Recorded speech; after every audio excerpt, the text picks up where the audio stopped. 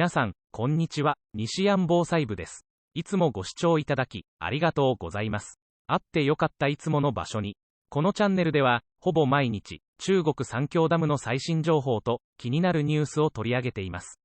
短い動画ではありますが、お付き合いのほど、よろしくお願いします。5月25日、地上波では伝えられない、中国三峡ダムの現況です。長江水利委員会によると、0時の時点で、水位は 151.39 メートルとなっています。グラフで、貯水位の変化を見ていきます。昨日は、151.91 メートルですから、52センチの低下となっています。グラフのカーブから、このまま行く、と仮定すると、黄色の線の範囲に着地するかもしれません。早いもので、いよいよ、6月ですね。ダムデータによると、三峡ダムでは、土曜日から放流量を若干絞っているようです。ただ、流入量がかなり下がってきたこともあり、貯水位は下がりつつあります。来るべき洪水シーズンへの備えとして、6月の初めまでに、水位を下げると思われます。ダムの貯水側で見ると、水位は、この辺りではないかと思われます。ウィンディによると、ダムの近くには、目立った雲はありません。直近では、水曜から木曜にかけてダムの近くに雨雲が広がりそうです。その後は、土曜と日曜に強めの雨が降りそうな気配です。気象衛星ひまわりによると、中国の沿岸部から内陸に雲が広がっているようです。水曜あたりに三峡ダム近くなった雨雲が、日本列島には、木曜前後に広がりそうで、注意が必要です。それが過ぎれば、まとまった雨はなさそうです。今後、三峡ダムのカバーする範囲に雨雲がかかりそうなので、少し流入量が上がるかもしれません。範囲を広げて見てみると、中国から日本列島にかけて、3000キロから4000キロに伸びる雨雲。かなり、前線は南に下がっているようですね。平年は、6月初旬が梅雨入りですから、この状態が普通なのかもしれません。アメリカ地質調査所によると、5月22日、日本時間の午前3時4分頃に、中国北西部の青海省で、マグニチュード 7.3 の地震がありました。場所は、長江の最上流あたりの近くと思われます。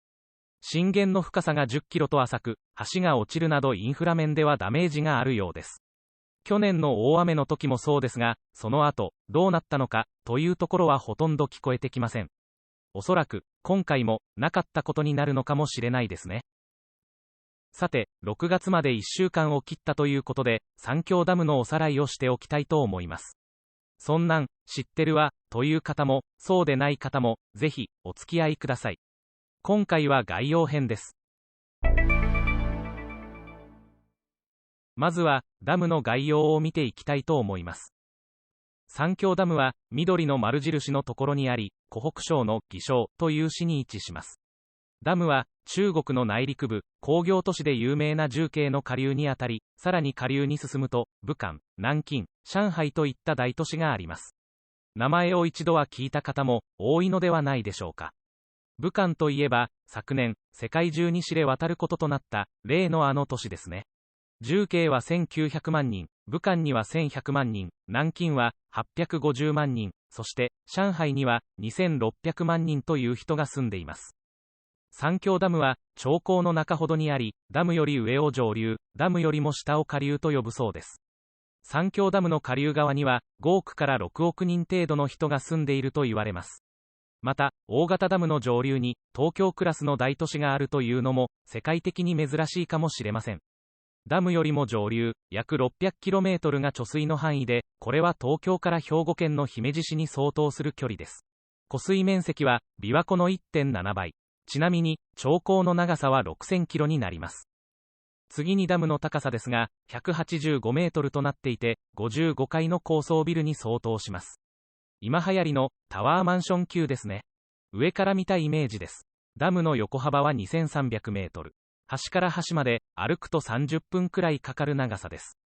左右に水力発電用の建屋があり、その脇には山の中に発電施設があります。中央には放流ゲートがあり、ここはよくニュースなどで登場する場所ですね。放流ゲート部分の断面を見てみます。抵抗、つまり高さは先ほども出たように185メートル。設計上の一番高い水位は175メートル。洪水に備えるための警戒水位は145メートル。そして、下流側の平均水位は66メートルになります。正面の画像で見えている湖面の下は60メートルほどの深さがあるということです。ダム本体の中に放流ゲートがあります。ダムの放流を調整するためにラジアルゲートがありそうです。水がダムを越える前に自然越流させるためのものとして180メートル近くに放流ゲートがあるようです。さらにダム本体の一番下のところには排鎖口といい、土砂を流し出すゲートもあります。このゲートは下流側の水面の下に出されるので、外からは使用されているのかどうかを判断するのは難しそうですね。完成形はこのようになっていますが、実は一度に全てが建設されたわけではなく、画面向かって右側から順番に工事が進められ、現在の形になっているのをご存知でしょうか。山の中の発電施設は当初の構想にはなかったもので、後から追加されました。長江は水運が盛んで物流として利用されるために、ダムの上流と下流を行き来するためのゲートが設けられています。高低差が100メートル近くあるものの、このゲートにより大型船であっても通ることができるわけです。2020年は Google Earth の画像でダムが歪んで見えるために決壊するのではないかと話題になりました。さすがにこの歪みは画像処理の不具合によるものと推測されます。ここまで三峡ダムの概要を見てきました。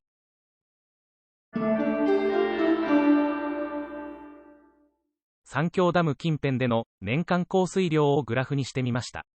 ざっくりとしたイメージですのでご了承ください。年間を通じて一番雨が多いのは7月で、その前後6月と8月が次に多いようですね。現在5月ですから、これから徐々に雨が多くなる時期となります。さてミニコーナーです。昨年11月からこのチャンネルの収益化が認可されており、先日振り込まれました。確定していない金額は公開してはいけないのですが、振り込み完了した分については OK なようです。おかげさまで今月も牛丼が200杯以上食べられる金額をいただきました。かなりお腹がどっしりしてきており、休眠中だったダイエットマシンのワンダーコアが再び大活躍です。